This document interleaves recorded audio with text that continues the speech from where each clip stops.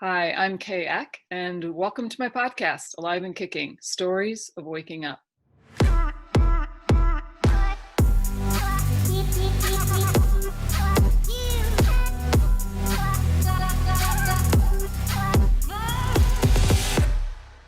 Welcome back, everybody. Thanks for coming back to the Alive and Kicking podcast. My guest today is my friend, Matthew Patti.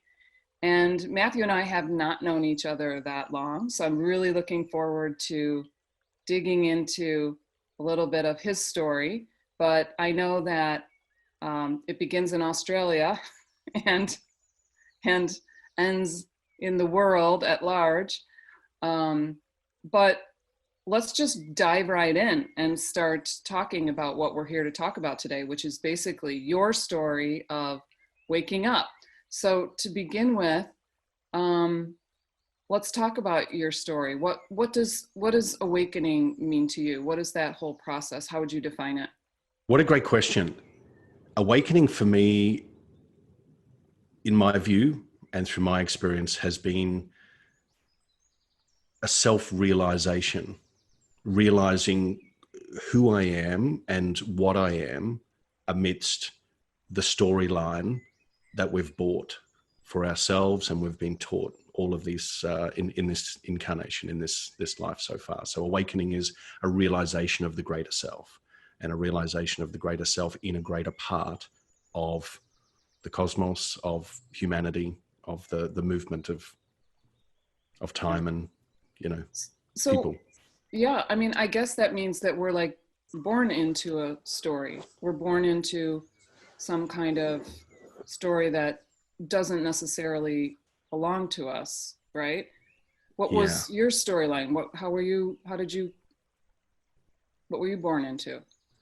Well, I was born into, I guess you could say, conservatively, middle class, Catholic, fairly religious, doing all the certain things that you do with the baptisms and the confirmations or communions, yada, yada, yada, all that sort of thing. Two very solid parents, very loving, great extended family. But I say but loosely with that, because mid-teens, when you've got all these hormones starting to flare up in the body and you're changing chemically, I started to look at things very differently from, I guess it was from 15, 16, 17, started to look at the world differently, looking at religion differently. So all of a sudden, these perfect homes with perfect marriages, with perfect families, with, going to great schools, like, we were put in through private school all the way through, and very grateful for that. And we were the only siblings or cousins or, kids that went to university on both sides of the family. Mm-hmm. So it was, breaking a mold there. My father did. And that's, I guess, where we followed his lead on that. But it was very interesting, very, very eye-opening. And so, I think my mum has often said, the moment I came out, I didn't crawl, I ran. And that's pretty much, it's been like, run, Forrest, run. That's pretty much it for the whole life. Just go into the world, just do it, Yeah. So it sounds like those teen years were really pivotal for you. And as you were talking about the role of the hormones, I started to think about, kind of the big moments in life that, in which these shifts can occur. And I do sometimes think that there could be like a hormonal component. Like it's almost like the cannon, fodder that sends the ball out into the universe. Yeah. Because like you think about like adolescence, and then certainly menopause for a lot of women, or pregnancy will kind of like change things for you as well. So I've never really thought about that. And that you have a medical background. You are a physiologist. And so how did that, so you must have been on a track to go to university and do this and become that. How did that play out for you? Was there a point where you stepped off the track? Yeah, definitely.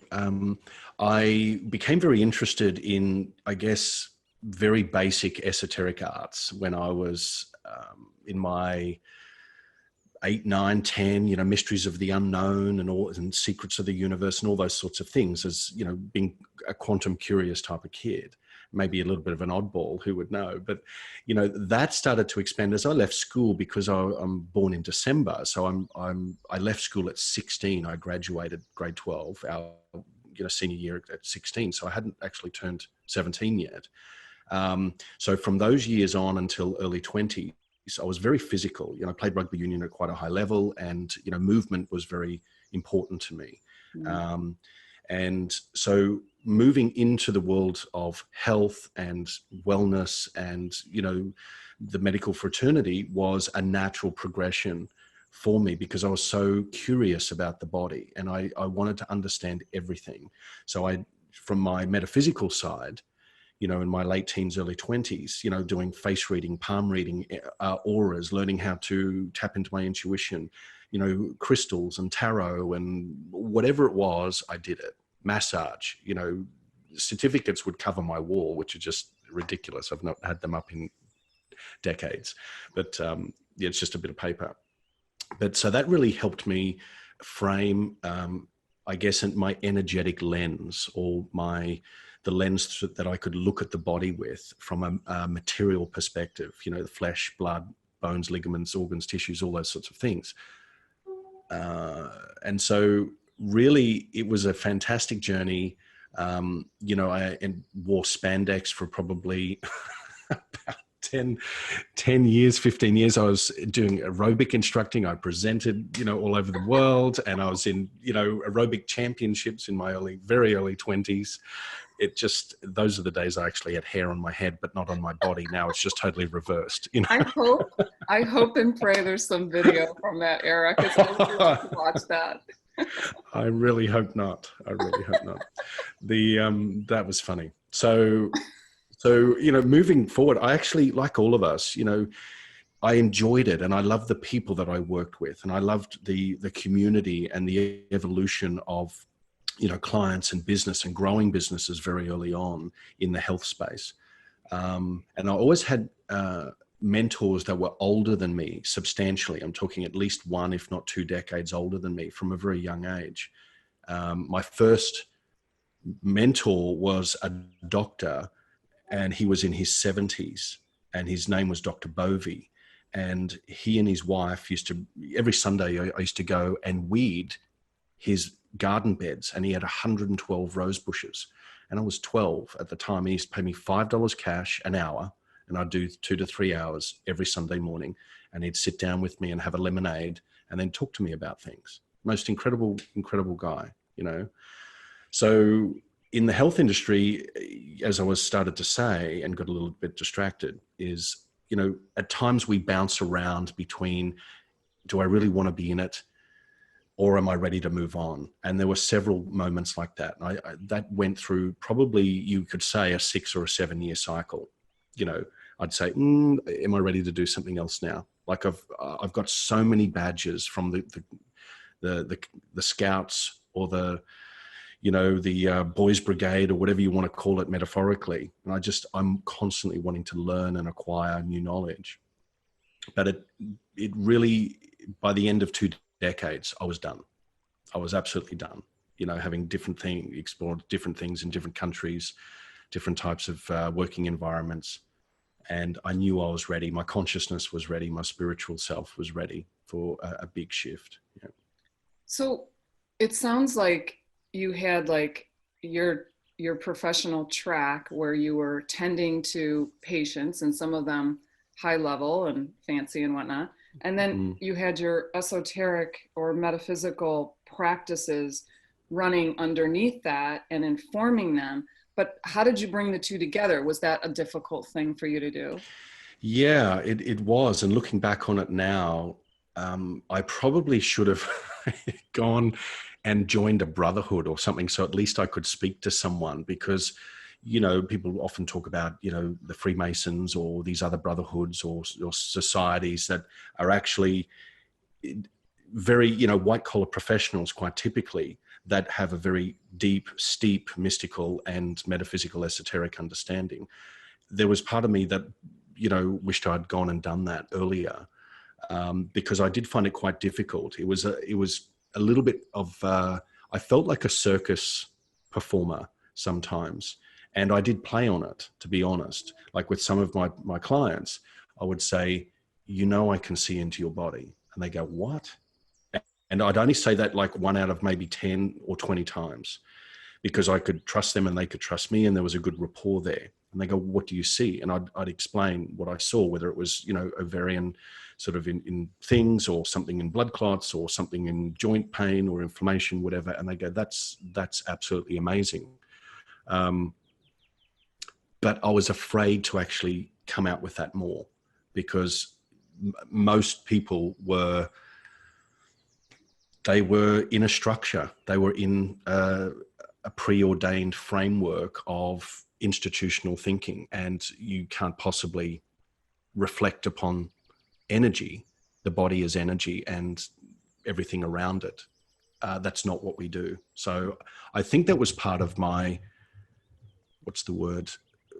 part of why I felt so restless 2 or 3 or 4 times, because I couldn't be my full self.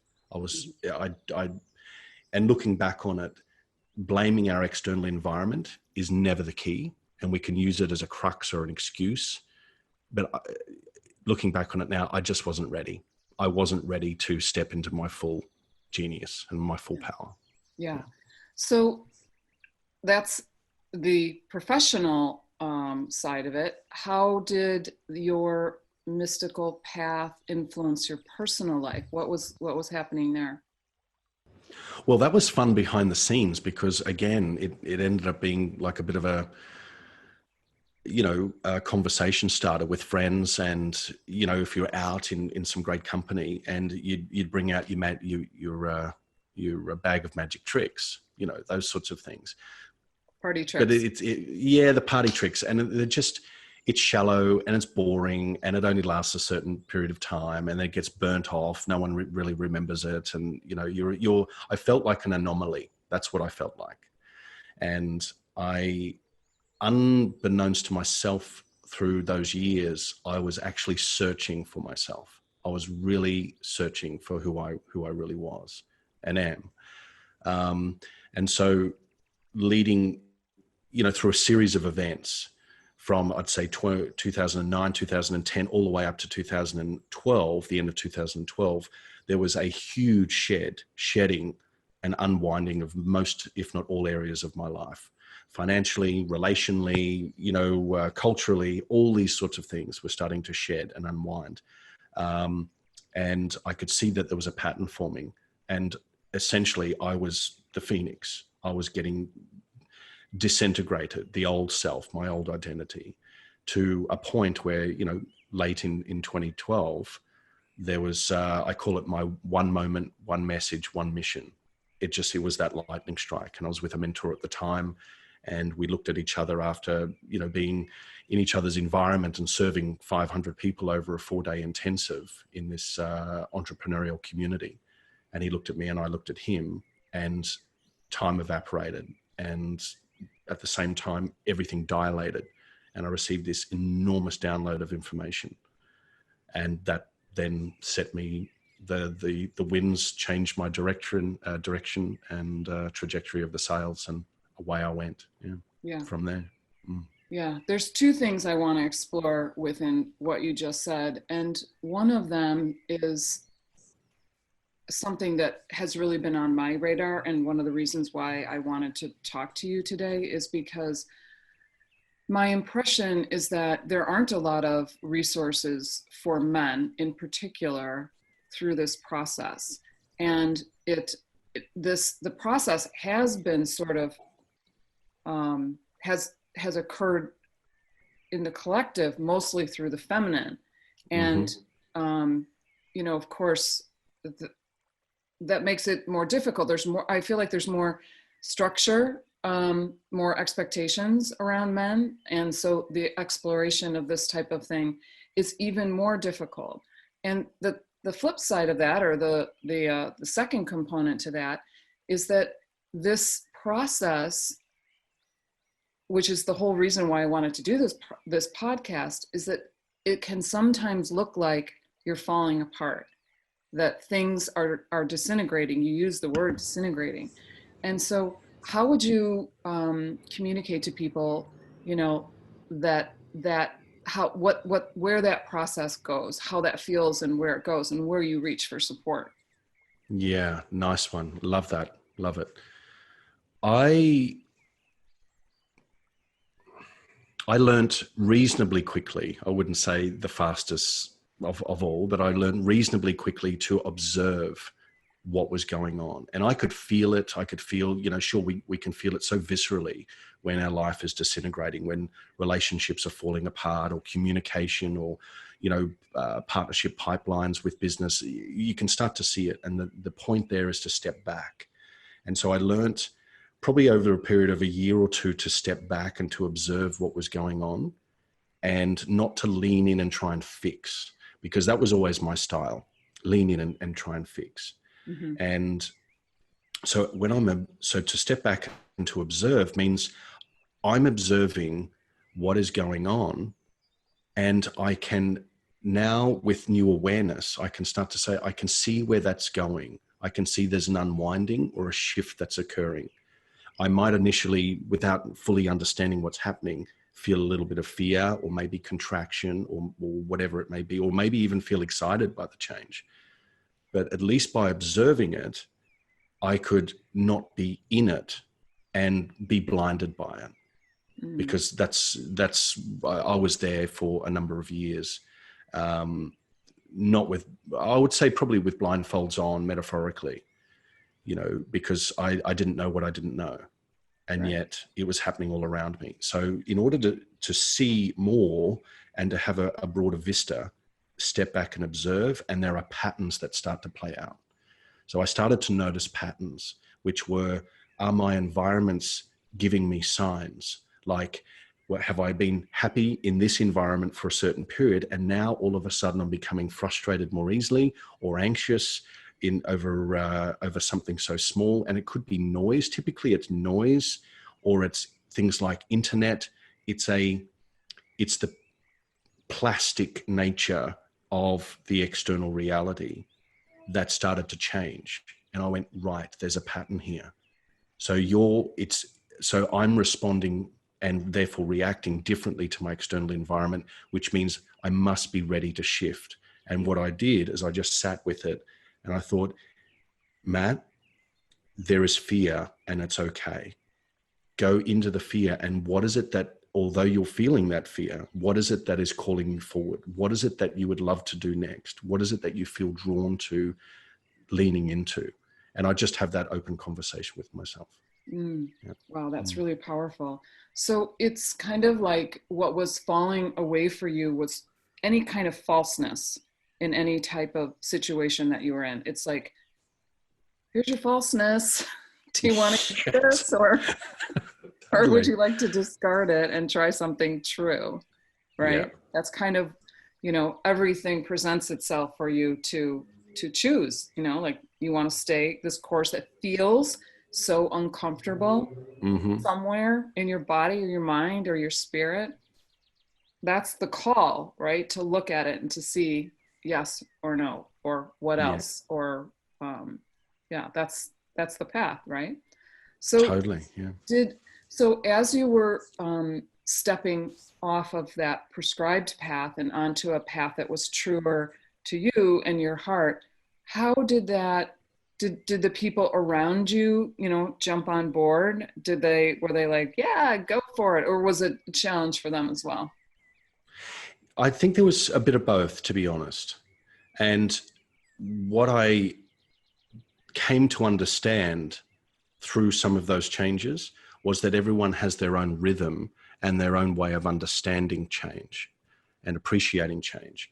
So some people might sort of say, oh gosh, like my brother, I don't know how you do what you do, but it really pisses me off how you seem to get out of the tightest situations, or whatever. I guess it's, people say happy-go-lucky, or the planets must be aligned, or it's fortitude, or whatever it is. But it has actually, for me, it was recognizing that everyone has their path. And although I still needed to build my bridge into my new world and my new level and grow a new level of confidence, and that's a key word, grow that. So I needed to water that through repeated thought and action and those things. I still wanted people to come with me, but I wasn't going to stay forever and say, keep coming, keep coming, keep coming. Like I see a lot of my clients and a lot of, we hear a lot in these communities. People do want to shift and change, and yet I feel guilty to shift and change, or I want to bring my family or my friends with me. When in fact, when I sat with it over a period of months, they were just my crux for keeping me safe and secure. It actually had nothing to do with feeling guilty about moving forward. It was about how brave and courageous I felt in stepping forward myself, because I'd played by the rules, knowingly, unknowingly, willingly, and not so willingly for such a long time. Yeah.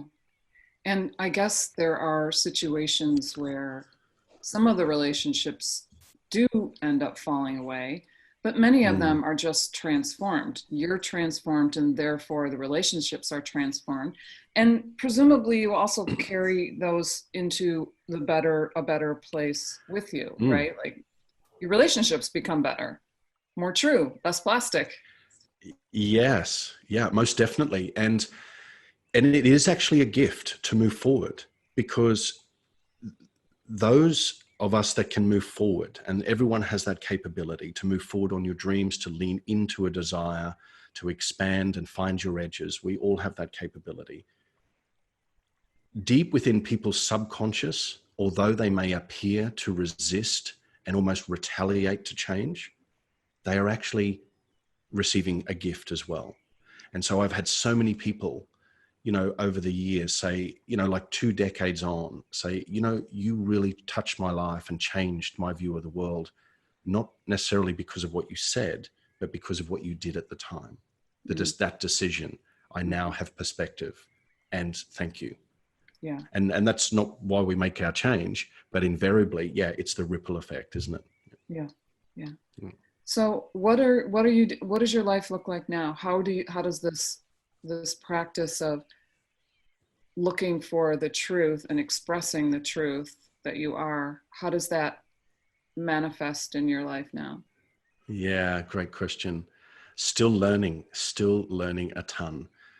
Hashtag, that's like one of my favorite hashtags. Still learning. Anytime like, somebody slings something at me, I'm like, hey, still learning. Still learning. Yeah. Absolutely. So my core philosophy is that the world is my home and everyone in it is my family. I've always been very restless, in the sense of, did I want the perfect house with the perfect family with the picket fence and the 2 dogs and the children and all the rest? Yeah, there was a part of me in my early days that did. And I have 4 beautiful children, and I love them absolutely, deeply and immensely. But what am I here to do? I'm here to be me. I'm here to show up and to be me. And my biggest lesson that I'm still learning, hashtag still learning, is it's not what I do in the world anymore. I'm the one thing. We're all the one thing. It's what I choose to do in the world. And so, because I go with me, and my purpose goes with me, and the impact and the relationships that I build, and the gifts that I receive from others, and relationships and connectivity, it's all comes with me. You know what I mean? So this old and sort of avatarial notion that we need to be one thing for the rest of our lives got blown out, a decade or so ago. There's still got remnants of it. Focus on one thing in business, focus on yada, and so people find it very difficult when you've awoken and when you've expanded your energy, your crown chakra is open, your heart chakra is open, you're receiving untold bits of information, billions and billions of bits of information. So you're always going to have a great idea. However, where a lot of people fall down, and they, loosely speaking, they waste a lot of time and energy by making excuses, is they don't realize that they're the one thing. It doesn't matter what you do.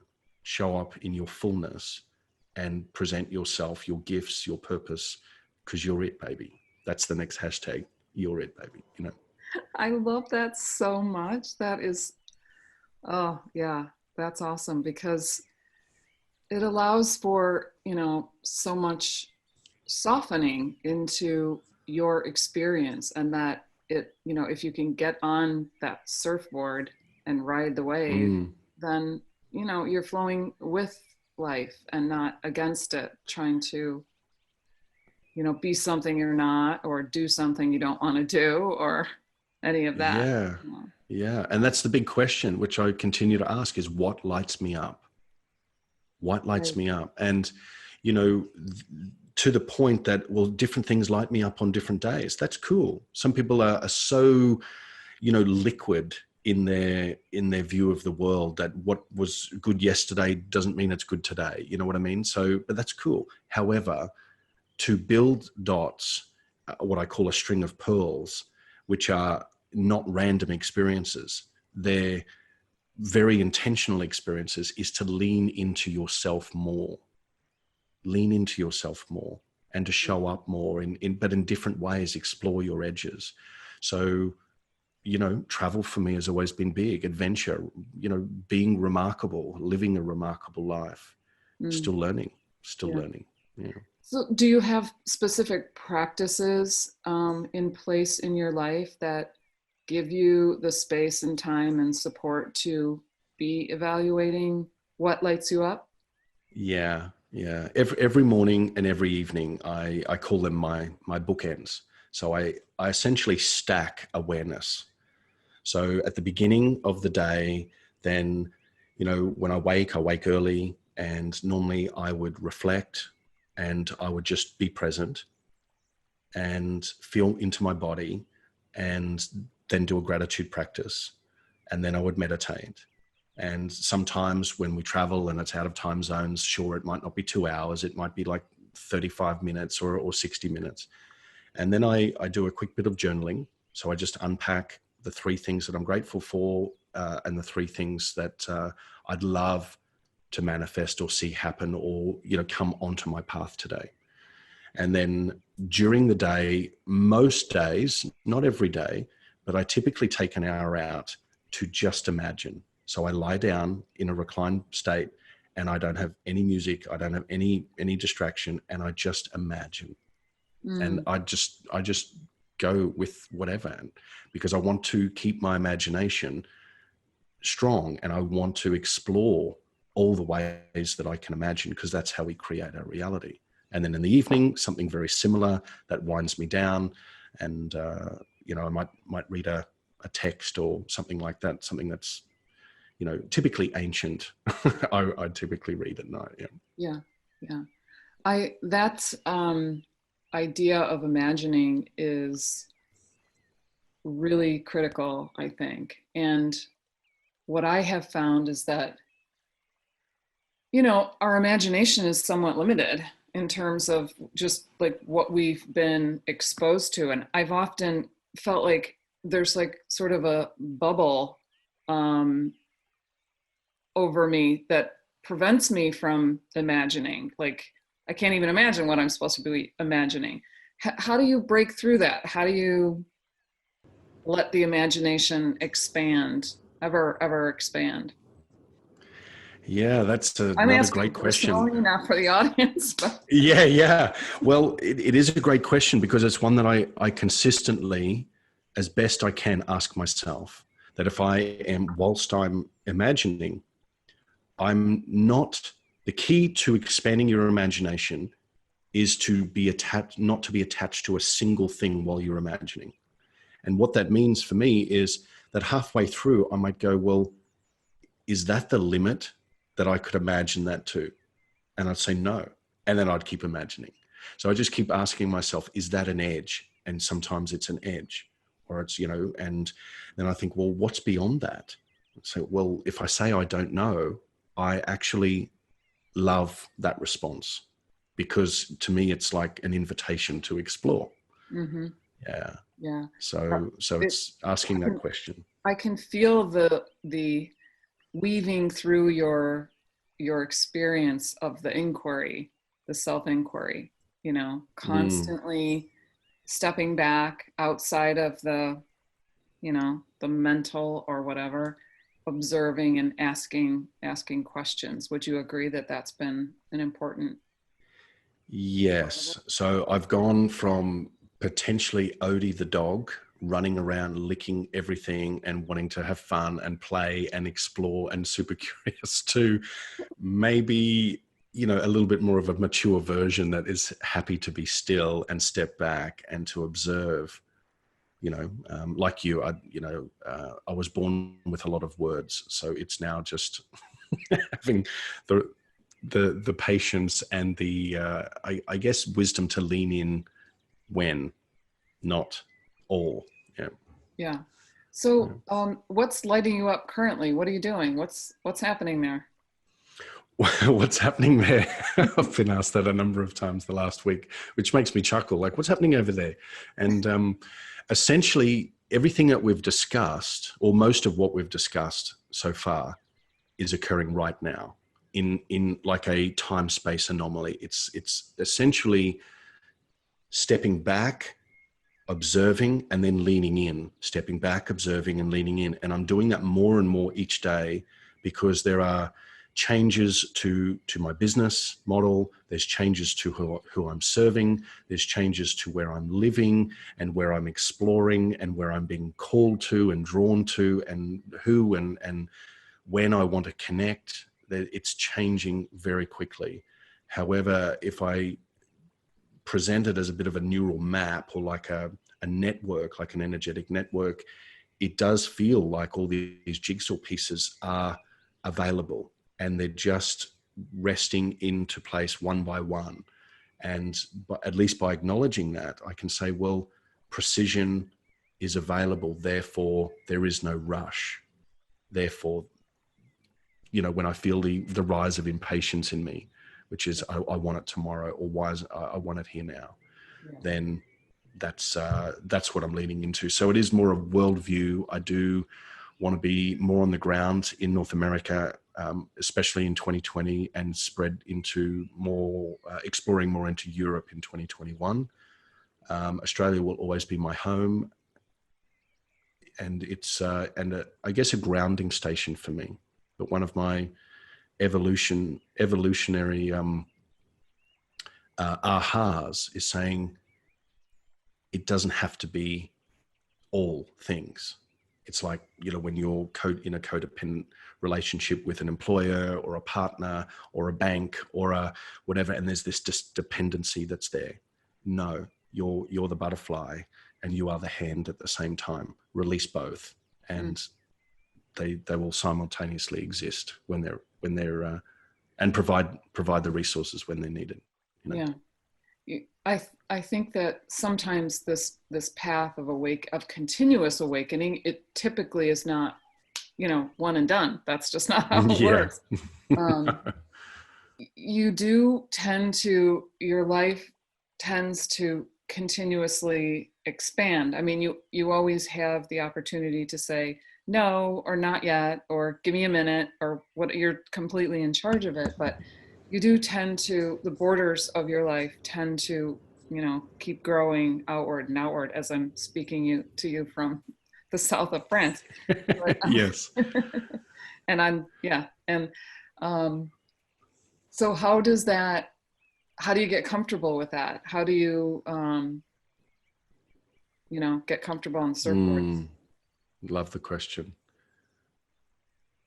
I think, well, I feel, although continuous expansion is unnecessary and unrealistic, it's important to take a pause and to ground and to assimilate and integrate as we go through. So it could be like going to the south of France and having a couple of weeks where you do nothing, where you're just with self, with contemplating thought and being curious, being philosophical, whatever it may be. It could just be, being around great people and having, watching reruns of Friends or whatever it's going to be. You know what I mean? Yeah.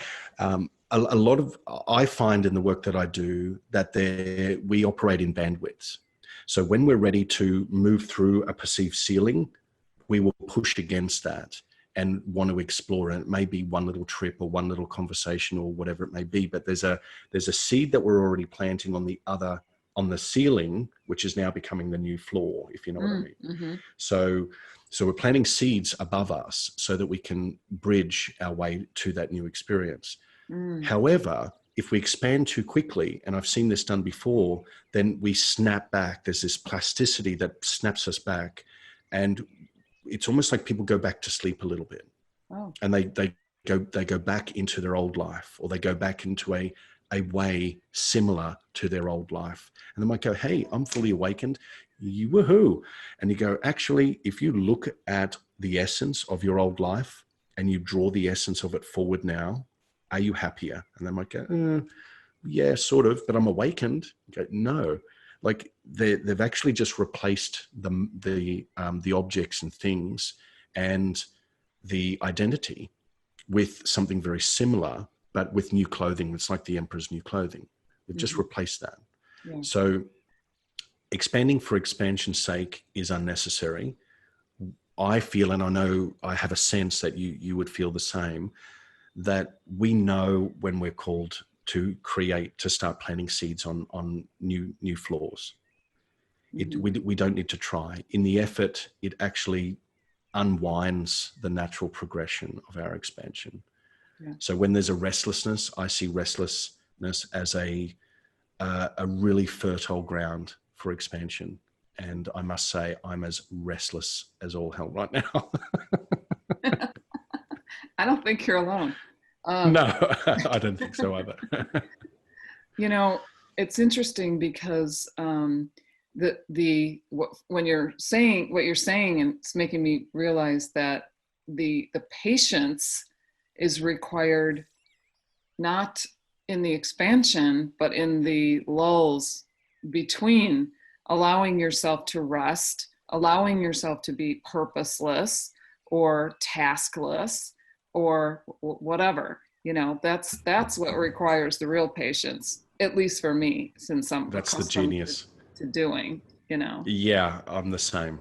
Yeah, without doubt. And patience really is, if you knew that everything was inevitable, that is the golden word, inevitability. Your awakening is inevitable. Your happiness is inevitable. You know, if we let everything go, the inevitability floods in and fills the space. And so with patience, calling myself out on that at times as well, it's, why am I being so impatient? Is it because I want to be distracted so that I'm not feeling what is available right now, which is stillness? Am I wanting to be impatient because I want what I can see and feel into to hurry up and be real more than my body is telling me it is, or my mind is showing me it is? So all these points, which I think in the conversations that you and I have had, you know, those 2 or 3 hour breakfasts at 1440 several weeks ago, which I absolutely loved. And I keep reflecting back to those. I think that is actually a great business model and a great life model, to just have 2 to 3 hour breakfasts with great people everywhere around the world. You know what I mean? Like, imagine the conversations you have and they fill you. Yes. And then you just float and you'll expand and innovate and integrate between the next one. And that's where I think the impatience is for us in our humanness, is I'm seeking pleasure, I'm seeking fulfillment, I'm seeking meaning.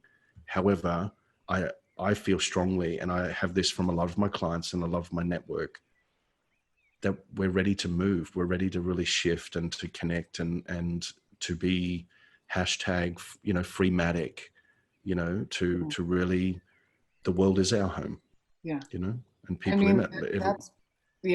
That's been just such the incredible gift of saying yes, even though it's scary and can be really challenging when things fall apart, is this knowing that how your life will be enriched by the connections that you'll make and the new things that you'll discover. And it's like, oh, you know, it's just like, Makes me so happy, and I just want everybody to know that that is on the other side. It is not about the difficult journey. It's about the beautiful growth and connection, and all the magic that happens when you meet like-minded people and have a 3-hour breakfast. Yeah, absolutely. Some Every day meetings, for just 4 days. chit chat. Yeah.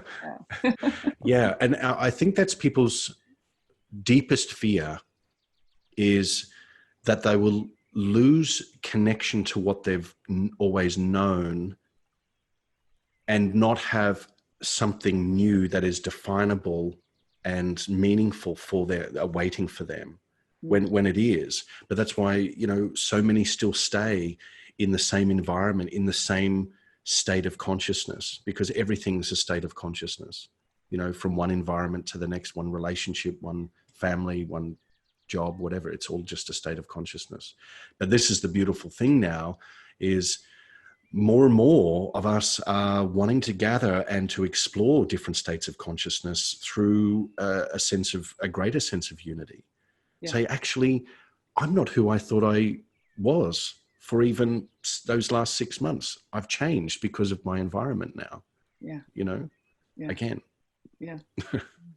Oh, that's wonderful. Okay, so thank you so much for sharing all that with us. And I'm wondering if you're ready for the lightning round. Absolutely. You've warmed me Okay, up. I'm ready to I go. can get that. All right. Okay. Who do you admire and why? Oh, big inhalation there. I would definitely have to say one person. Gosh, that's really, really, really Yeah. difficult.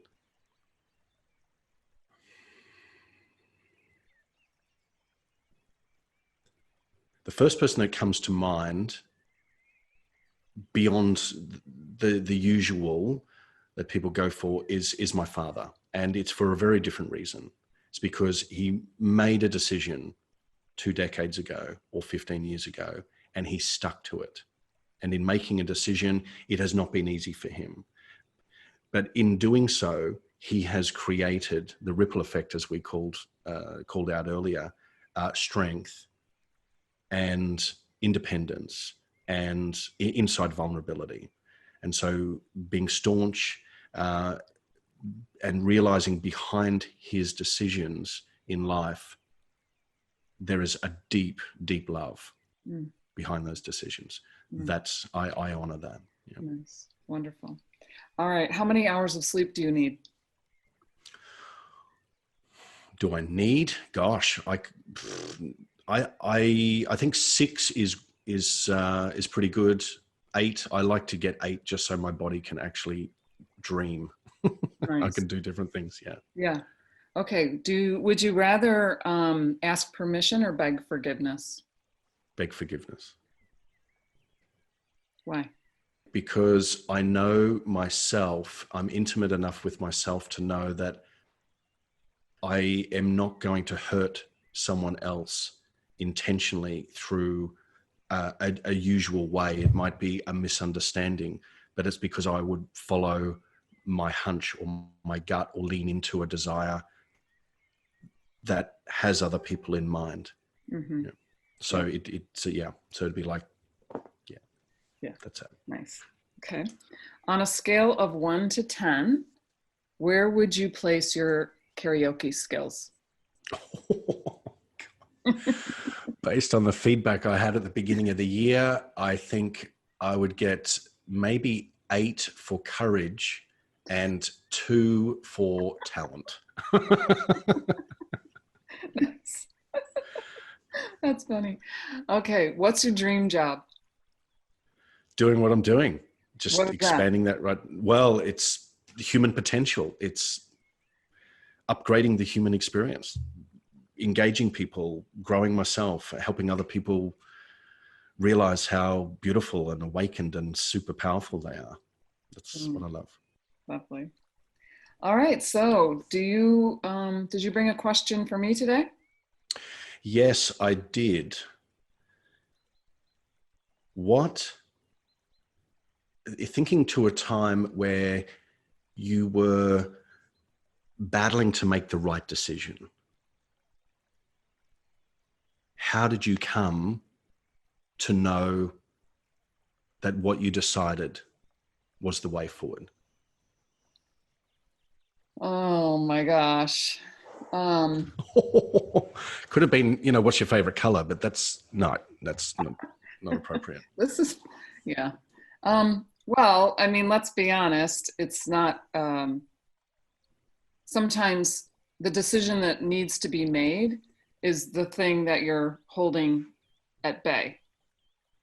And every big decision, every small decision that I face, my number one priority is kindness and softness to myself. And that typically means that I allow myself to delay making the decision if I'm not ready, or to decide and then change my mind, or to make a decision and make a mistake. Like, there's nothing that I can do that I don't hold myself in that soft container. And of course, I did this for other people long before I ever did it for myself. So I had to, that was a long process of coming to that point. So, and sometimes you're in a situation where you really just don't want to make that decision. It's just hard, and you know that other people aren't going to like it. And I allow myself to, postpone or delay, or, make, like I said, make mistakes. So yeah, that'd be my answer to that. Love it. So glad I asked that question. So much better than what's your favorite color. That's for sure. Yeah. It's genius. And, Love hearing that wisdom come forward. Yeah. Thank you. Well, Matthew, it's been so awesome to be with you. Thank you for tuning in all the way from Australia. Maybe we can get together in France next year. Absolutely. Wouldn't that be great? That would be awesome. Let's Yeah. make that a point of light.